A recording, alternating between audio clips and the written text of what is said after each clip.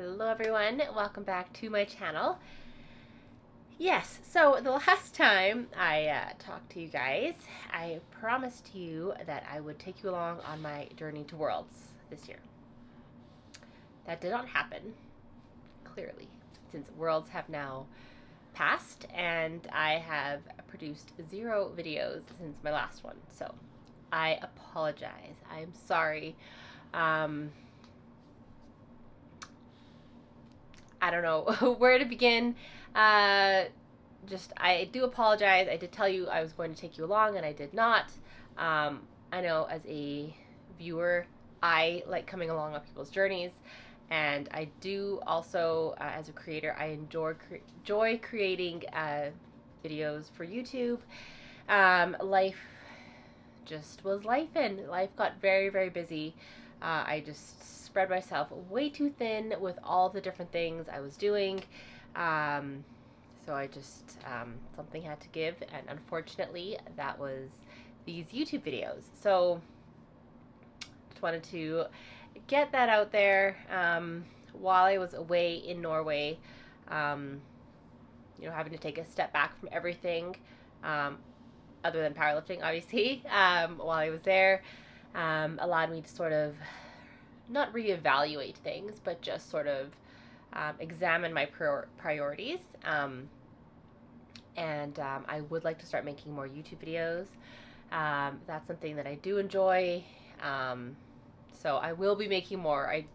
I really, really, I don't want to say want to. I will. I promise I will. I know my promise doesn't mean a whole lot right now since I broke my last one, but I will make more. I will take you along on my journey to Poland. So that is something that I will start doing again regularly once I sort of pare back on some of the other things in my life that while I enjoy doing them are just taking up way too much of my time and my energy. So just sort of rebalancing my life and finding a spot for YouTube in that life as well. So I'm back. Thank you for your patience. And before we go into future plans, I will give you a recap of Worlds. So this video will be a recap of Worlds, and then my very next one that I'll film right after this will be sort of my plans going forward. So, recap of Worlds. Yes, so they were in Norway. We went to Norway on May 12th. And just had a few days of traveling beforehand. We went to Bergen. We went to Flom. We took the train down to Flom. Took the fjord from Flom back to Bergen. So got sort of a grand tour of, southern Norway. It was nice. Going there, we knew that Norway would be very expensive. I don't want to say we underestimated how expensive it was, but it was definitely very expensive. It was beautiful. Having seen so much of Europe personally, and I mean no disrespect to people who love Norway or to Norwegians, it is a beautiful country, but I would not go back. Like I said, it was very expensive. And also in terms of like landscape and natural beauty, I don't want to say this in an offensive way, but I've seen better. It sounds so bad, but we've been to Switzerland, we've been to to Germany, we've been to Italy, we've been to Austria, we've been to some really beautiful places. We've been to Croatia. And I would go back to any of those places before I went back to Norway, unless there was another competition there. So it was beautiful. For somebody from Canada who does not earn a Norwegian salary, it was not worth the price. So just my opinion. Again, apologies. I don't mean to offend anybody, but not my favorite place in the world. But anyway, sorry. Did our touring, got to Drammen. I competed for the first time. It was the first day of the competition. May 18th, and I opened at 85, I think. Here's Maria Frank in the 57 kilo class. Lifts both classic and equipped. She is the defending world champion in this class. In fact, she's world champion both classic and equipped.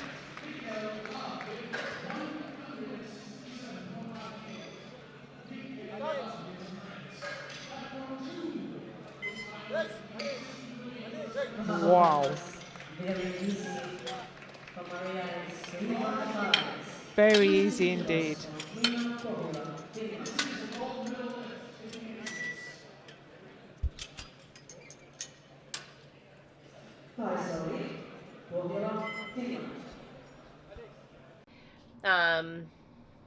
Easy. Second attempt, 90. And next out, it's a defending champ, Maria Frank, Canada. Gone up to 90 kilos for her second.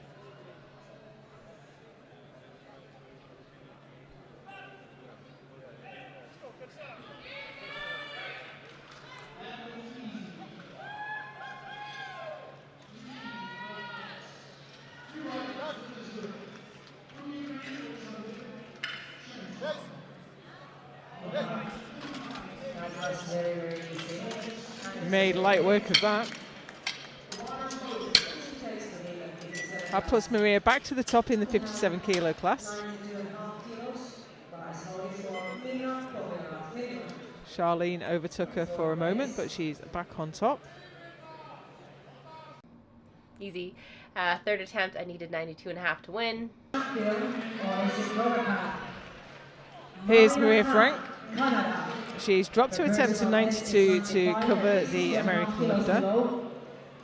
She's heavy at body weight, she's got to do more. It's yours. Come on, girl.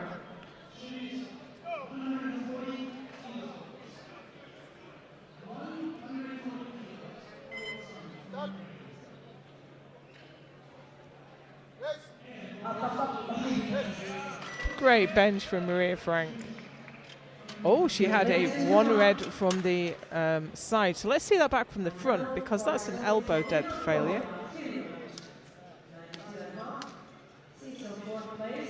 Her right arm is higher than her left, but it didn't look egregious to me. Keeping my eye on the jury, who are discussing. Easy. And I know that probably sounds awful too, but I was trying to save myself for equipped bench on Thursday. So I just did what I needed to do. It was not a PR. It was a national record though, so that's cool as an M1. So I just did what I needed to get that W. I was very confident that I could have pressed more, and I could have pressed whatever I needed that day. So yeah, first gold. I'll just backtrack a little bit. So the week before we left to Norway, my average weight was, I believe, 60.8 kilograms, and I was competing on for Classic on the 18th at 57 kilograms. So after the gut cut, that morning, I believe I weighed, what the heck did I weigh? Let me check. I'm curious now. So the morning of weigh-ins, I had a later weigh-in. I think I weighed in at 1. So the morning of weigh-ins, that can't be accurate. Oh yeah, okay. The morning of weigh-ins, I weighed in at 58.6 kilograms. So I just had 1.6 kilograms to lose. I ended up, so that was after the water load, water cut, sodium load, sodium cut, and then the gut cut. So I just did my normal cardio. I had like a little sauna suit on, and just did like 2 hours on the treadmill, of like my typical treadmill workout. I just use the Apple Plus workouts, like the intervals. I really enjoy those. So I did that for a couple hours, and that was it. I was down to weight. I weighed in officially, I think, at 56.51 or something like that. So well under, yeah, it was fine. Refueled. My session was actually delayed by 15 minutes, so or half an hour. I think it's 15 minutes, and I was in the second flight anyway, so I had plenty of time to guzzle my 2 liters of. I had 4 element sticks in there, so it was very salty water. I had like half a burger, so it was awesome. I was feeling great that day. Day 1 was a success. And then equipped bench came. So between classic and equipped, I was competing as a 63 kilo lifter in equipped. I was just like stuffing my face. That sounds terrible, but between classic and equipped, I was just eating as much as I possibly could to try to get my body weight back to where it was. Since before we left, I had been in a pretty severe caloric deficit as well as doing a ton of cardio. So I weighed in on Thursday, 60.6 or something like that, maybe 60 point something. And I was feeling good, felt fine. But classic warm-ups that day felt great. But as soon as I put the shirt on that day, things were not clicking the way that they do when I'm having a good day, you know? So the first rep in the shirt is just a hover, so I just kind of bring it down to like, let's say 2 board-ish, and then press it. That was, I don't know, I felt that was fine. Jason said it was very slow, and then we did a touch at 125 kilos, and that was like, not great. Typically that should move very well. But it was like, there was like no juice off the chest for whatever reason. But that was my opener. Open at 125. Nailed it.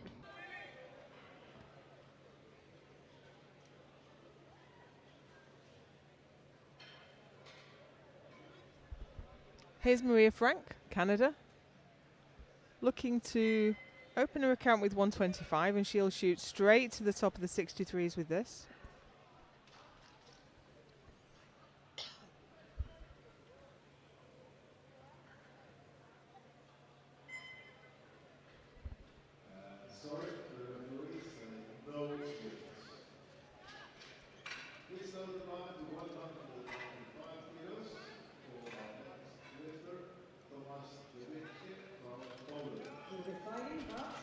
Slow and steady for Maria, 3 whites.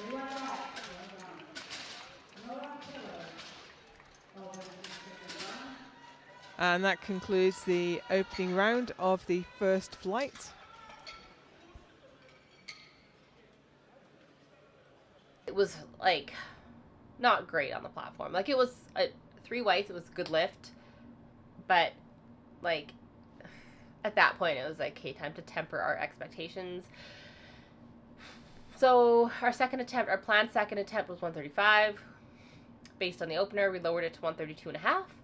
And it wasn't low enough. I failed the next 2 attempts. Here's Maria Frank. She's in the lead in the 63s.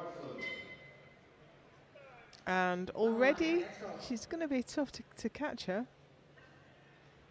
In classic, I would say she couldn't be caught. In equipped, there's always a few tricks you can do. Jack that shirt down and just go for it.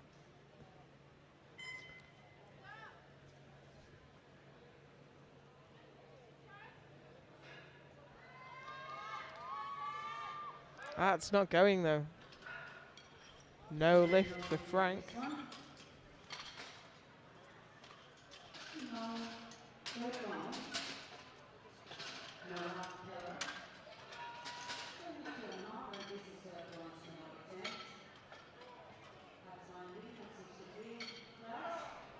Canada for the 132.5 that she missed on her second. She took the world title with her opening lift of 125.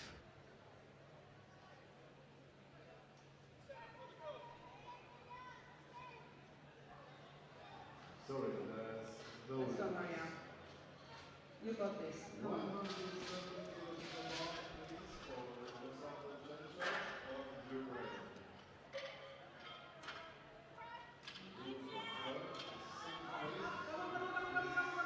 Close, but no cigar, unfortunately. So she'll have to make do with being world champion.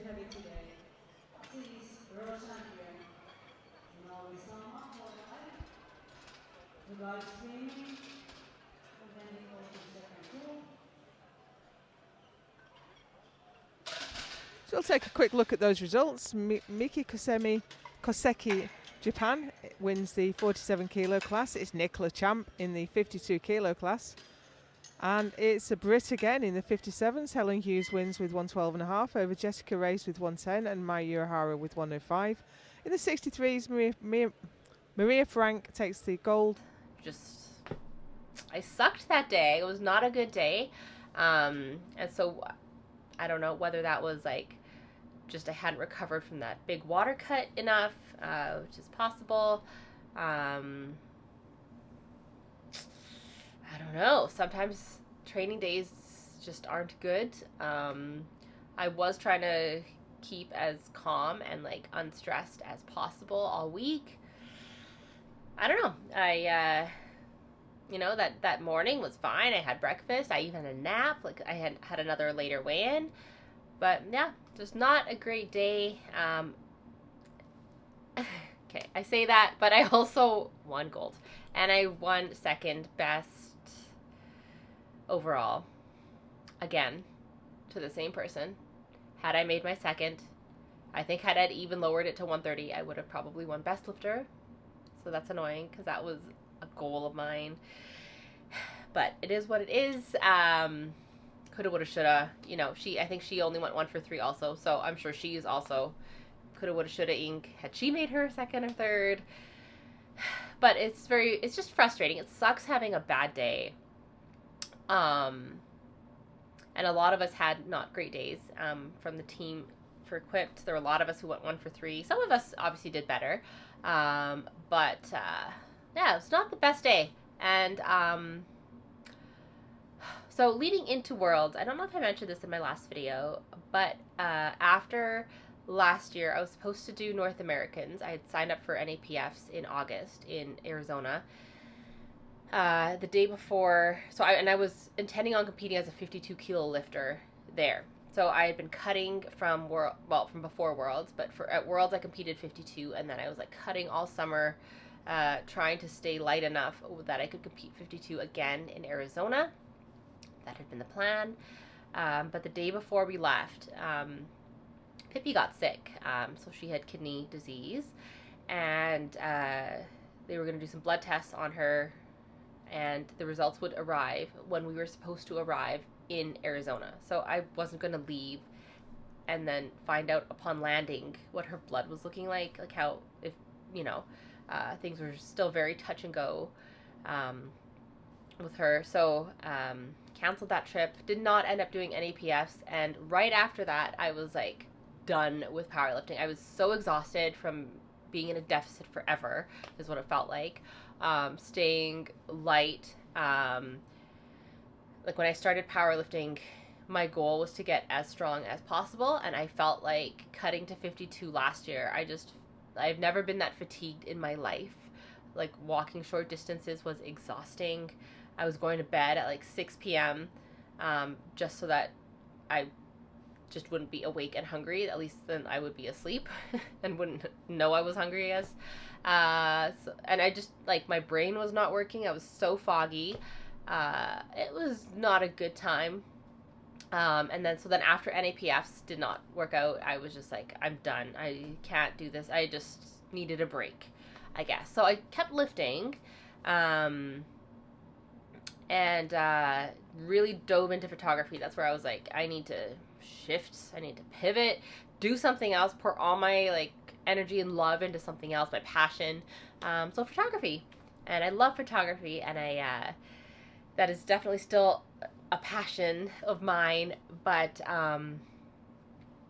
it took a while for me to get my love for powerlifting back. So even though I kept lifting after NAPFs, it was really going through the motions until Nationals this past year. And Nationals kind of got me a little excited again about lifting, but I will say this World's experience has really lit that flame again. Just like having a bad day, like where I know I'm capable of so much more, that really just like, I am not done. I have so much to prove. I hate underperforming. I want to have a good world like performance finally. Like I feel like I've underperformed the last few years, which is very frustrating. And I know that like competing on such a big scale doesn't always yield the best performance. Like a lot of people underperform and don't hit PRs at Worlds. Like that's pretty rare, I think, that people have their best day ever at Worlds. But I want to have a good day. I want to show the world that I'm a good lifter, that I'm strong. So yeah. So I'm very, very keen on what's to come. That will be in the next video. Talk a little bit more about that. But yeah, I just wanted to let y'all know how Worlds went. We traveled with Cheeto. We took Cheeto with us. He was the best traveler on the plane. He just slept the whole time. He's such a little angel. Like nobody knew he was there even. Like he's just so sweet. And yeah, we snuck him into the venue a couple times. Just in like his little pouch. He wasn't running around. He wasn't causing any kind of disturbance. He wasn't barking. He was just being cute and sweet. So yeah, it was nice to have him with us for sure. But yeah, so that was Worlds 2025 in Norway. So by all, I guess, I don't know, the outcomes were good. I got 2 gold medals. Second best lifter. Not the person who won best, but just like I could do better and I didn't do better. So that's on me. Yeah, so that was my Worlds experience this year. Success, but also there was, I consider my equip day a failure. Just in terms of what I know I'm capable of. So, yes, the fire has been lit. I am back on YouTube. I will be making more of these. Yeah, you can hold me accountable. Prepping for next year. So the countdown is on for Worlds 2026 in Poland. May 29th is the first day. So it's a little bit later than this year. Yeah, and looking forward to having a good, solid year of training and finally performing well at Worlds and yeah, just showing the world what I can do. So hopefully. Anyway, this was my Worlds recap. Thank you so much for watching. Thank you for all your support. Yes, I will talk to you all very, very soon. All right. Bye.